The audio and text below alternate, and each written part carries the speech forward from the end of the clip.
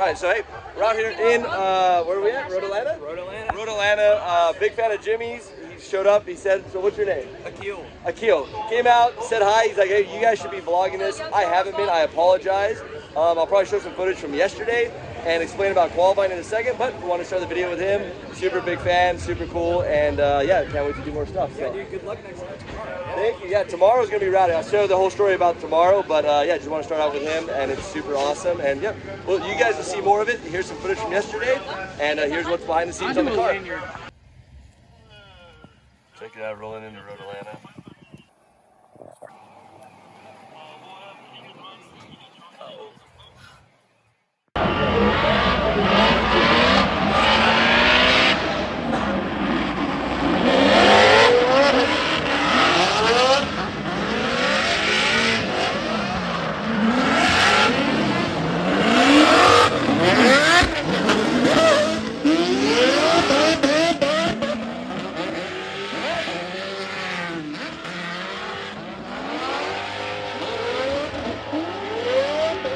So we are at Road Atlanta today. This is technically, I forgot to film yesterday. I super apologize. There's a lot going on. But we went into qualifying. We felt really good in qualifying. The track started to grip up, so I was like, all right, you know what? Let's air up a little bit. We aired up a little bit too much, ended up over-rotating and spinning, which put us in the bottom 8. So what happens is everyone gets shuffled through and filtered out. And then once you hit the top like 24, the rest of us go into something called the not-so-great 8. And we all have to battle for the same thing for those last couple spots. So we battled for that. Luckily, we qualified with like an 80 something, so that put us definitely inside that top 8, and we're good to go. So today is where it all starts. Today, our first battle is actually third place, who's sitting in third place right now, which is actually Frederick Osbo. So our first battle at Road Atlanta, it's gonna be Frederick Osbo. It's gonna be rad, it's gonna be awesome. We ran him in practice, he was fast, he was super precise. So we just have to be better than that. When we go through him, the next battle is actually, we don't actually know, but it looks like it might be most likely, let's say James Dean. Then it looks like it'll be Chris Forsberg. Then it looks like Denopa. Then it looks like Vaughn in the end. So it'd be super rad to take all these guys out, and we're literally going giant hunting today. So I'll let you guys know as we get kind of going through how that all works out. But yeah, giant hunting today. We have our whole team. Look at this. We got this guy. This is crew chief, Mr. Nicky over here. He's testing out the visor, making sure you can see out of it nice and clear. So he's a professional right there. So he's got that all set up. Jackson, who's actually out here from UNOH. So he got, how'd you end up in like that group? So Formula Drift and UNOH are working together this year, and they made like a little internship program. So I got to come out and work with Rome for the weekend, help them do tire and fuel, keep them on track and stuff like that. So it's been incredible. And what do you normally drive? I normally drive an E36 myself. M50 E36. Look at that, boosted M50. So super, super cool. And Mez tunes both of our cars. So shout out to Mez up there. Appreciate it. My dad's here, like always. He's always out here. We have Steve from Holly, which we've kidnapped. And he's basically in here hiding out with us in the shade. Team Holly. So Team Holly for sure for the win. I mean, dude, Holly stuff, if you don't know, this isn't a plug for them, but it's legitimately super cool. On the dash, if you didn't see it, you can literally make a run. And after you're done making the run, you can re-watch the dash like live time. So you can see your RPMs, you can see your speed, you can see everything right there on the dash, which makes it super easy for us because I don't have to pull out a laptop to do anything. I can even load tunes from the dash into the ECU if we need to adjust a tune for rain or for dry or for different conditions from dash straight to ECU. So shout out to Ish for helping me out set that up. Those are the guys over at West Tech, Eric and Ish, like phenomenal guys. If it's LS based, bring it to them. They're in California with us.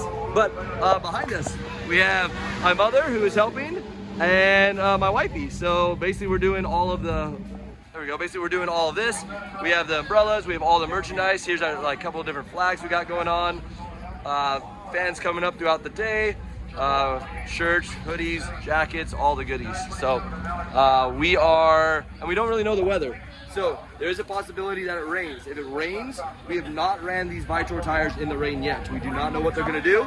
So we, you know, it could be unique in that. But in the dry, we feel super, super confident and feel like we have a really, really good chance to take down some giants. So give me a second. We're gonna basically get suited up. We have about 15 minutes to go time. Jump in the car and get suited and get booted, get out there. Whoop. Hey, so I wanted to show you guys how we set up for hot pits. So I know they've asked quite a bit. So we basically have 3 bends that are labeled. and they're labeled on this side. So we have E36 shocks, hot pit tools, like Y5 axles, knuckles, anything that we think we can change in 5 minutes goes in this. We also have our tires, we have our tents so the guys don't get baked out. We have jugs of Ignite Red fuel, Vitor tires on fresh ESRs. So we got that. We got the little spokes colored so that the judges can see when the tire's spinning and when the tire's not spinning. So that's super important. What we did over here is we have basically a tool cart. So there's two parts to the tool cart. This is the top half, that's the bottom half. And we basically cut the top half off of the bottom half so that we can stack this up on top, and so it's not too heavy for our guys to lift this into the back of the truck. So that's how we set that up. And then once we come back to the pits, they basically set the bottom part down, set the top part down, and we roll it right in through the back door of our nice little canopy setup. So, and hey, I am super stoked for this. This is probably more for me than you guys, but check this out. The canopy setup is super rad. We don't get wet anymore. We used to do like 3 or 4 easy ups and tie them together and hope that we didn't get rain or they didn't blow away or whatever else. But now we're all hooked up, we're set to go. And yeah, huge shout out to Garagistic who literally made it happen, made it so we don't get wet and so we're nice and dry. Also, we're running something new inside the car. Let me send you over there.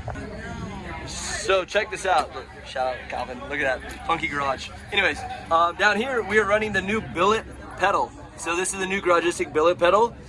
If you've ever driven an E36, you'll notice one thing distinctive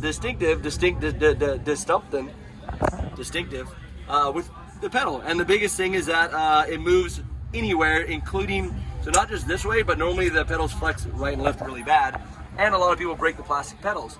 So they made it a billet aluminum pedal with brass bushings, and basically goes in there, sets up there, and then it's super nice. So, and they put the original rubber on it, so even if it gets wet, you can still have grip.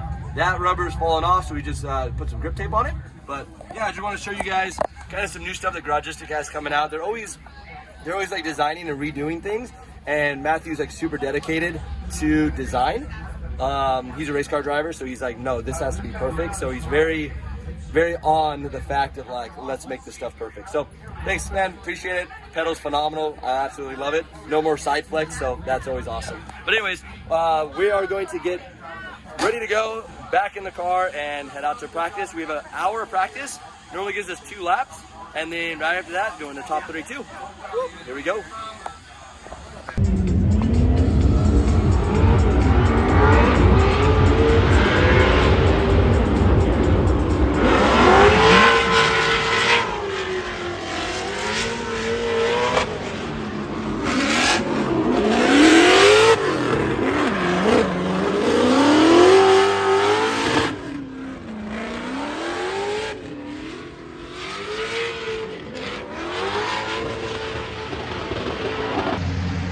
Alright, so we're up on grid. We actually just made our first lap, so we were the very first run way up there.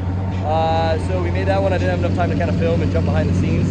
But we're up here now, so we're good to go. We jumped down the chase line, so we're going to run a chase battle with whoever we end up with in line. It might be Dean, which would be really rad because he's like one of the best in the world. So super excited for that. They have some powwow meetings, stuff going on over there. And we will jump back in the car and rip a chase run, and then that might be the end of practice. We might be able to get one more run in and squeeze it in, but if not, then we'll go straight into top 32. Here we go.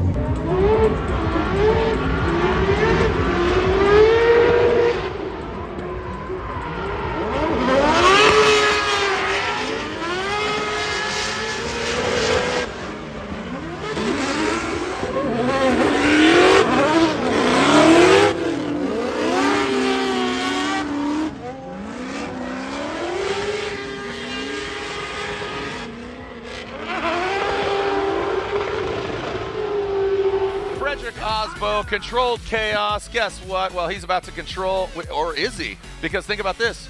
Here's your 2 and 3 from Long Beach. Frederick Osbo finishes 3rd in Long Beach. Rome Charpentier, Rome Charpentier. Gosh, easy for me to say. RCP. We'll just leave it at that. Rome Charpentier, but you like to say Charpentier. I just call it Rome. Yeah, Rome's the easier way to say that for sure. And I think we get in less disagreements if we just say Rome. Yep. Yeah. Frederick Osbo will get the lead run here. He qualified high. RCP, the Garagistic BMW. Let's see this Rockstar Energy Drink Toyota Supra. on Nitto Tires. Big initiation there for Frederick Osbo. He is your back-to-back and 3-time champion. He's your defending champion coming in that first outside zone. But Rome, right there. And look at that. He is definitely part of the conversation. Mimicking the angle. That was proper execution. Osbo finds a little bit more grip coming back down that hill. Maybe Rome gives a little bit too much breathing room in order to create that gap in between Osbo and Charpentier. Just always part of the conversation, and he's really gained a lot of ground over the years. And obviously proof of that is he's currently second in points. RCP, Garage District BMW D36 coming down the hill, but he is going against our 3-time and defending back-to-back Formula Drift champion, Frederick, the Norwegian Hammer Osbo. The hammer being dropped, lifting up to that second outside zone. RCP, now watch this. This is where the veterans really shine here. The way they manage that distance and allow them to pass, but then gain that ground. Going from that keyhole down into that final clip, you'll see the veterans time that and pace that perfectly to slide right next to that little triangle of grass.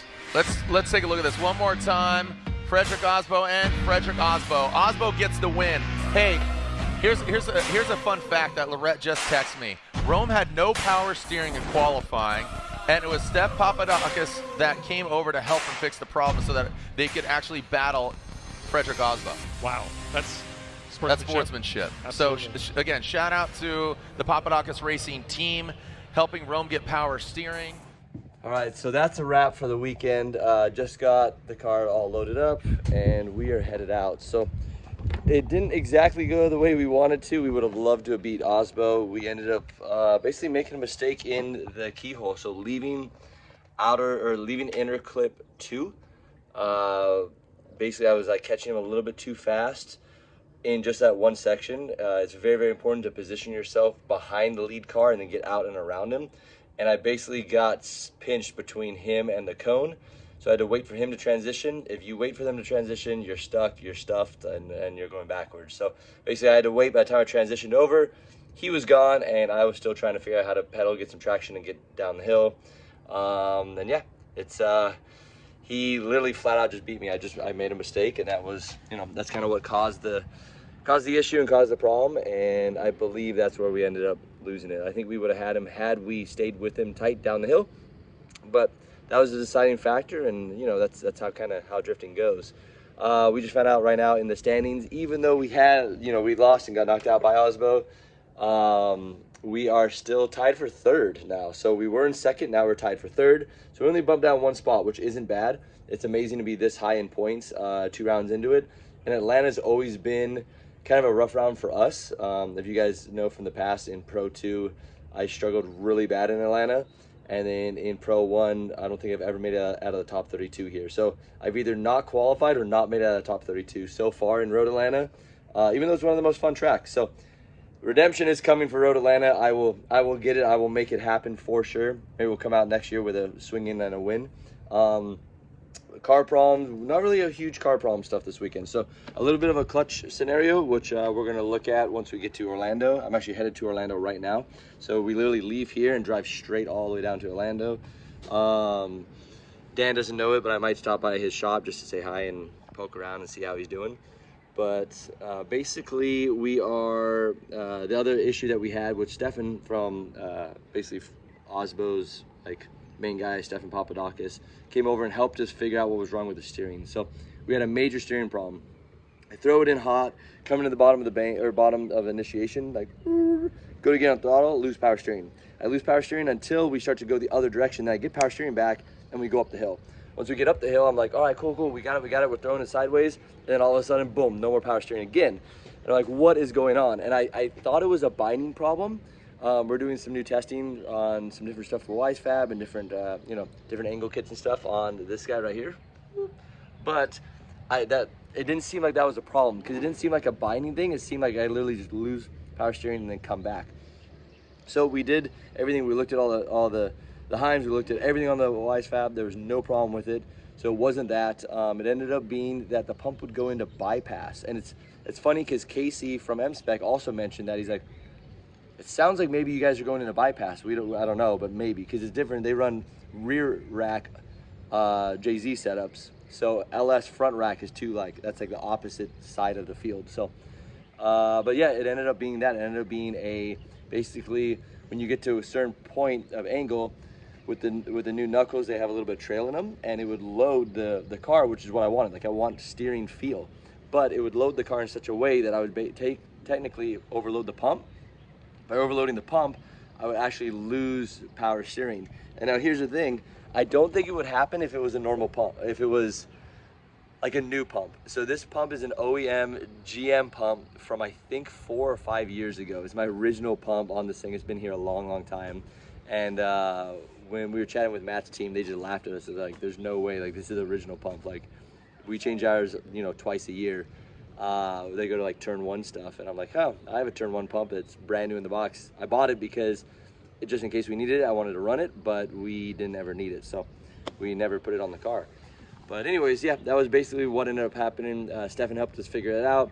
We got that fixed. Then I could steer right and left, and I could kind of adjust the car, because basically what would happen, you shoot down, boom, throw angle. Once you're like locked in on angle, you're good to go, and then you cannot make a steering correction. And not because I didn't want to, but because I physically could not make a steering correction. So I literally had to go straight to basically the drive angle I wanted to drive the rest, like run up the hill at, and just set it there and hope that it was good enough. So it was unique to get around the track, and then ended up we ended up overthrowing it up. Well, not we, I guess I ended up throwing it too hard up the hill. Filled outer zone 1 really good and outer zone 2 in practice or in qualifying, then over rotated. And because of that issue that we basically caused ourselves, it ended up putting us in a situation where we had to battle Osbo in top 32. It would have been nice to see him later on in the event, but you know, that's just kind of how the game goes. So it was actually really cool too, because after the event was done, we were over there hanging out in the Rockstar pit, just kind of watching the big jumbotron and hanging out with all the boys anyway. So it was super rad. But hey, just wanted to kind of finish this off for you guys, share with you kind of behind the scenes, like what we go through on a time basis. So we were actually here till 3 a.m. that night trying to figure out what was wrong so we could be ready for competition the next day.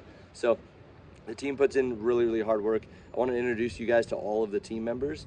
We are a small team, so it's not a whole lot of time, but I would like to introduce you like who they are and what they actually do for us, because I don't think a lot of people understand what has to happen to make a pro team work. That's even funny for me to say, like, pro team. I still see ourselves as a grassroots team, but we seem to be doing quite well.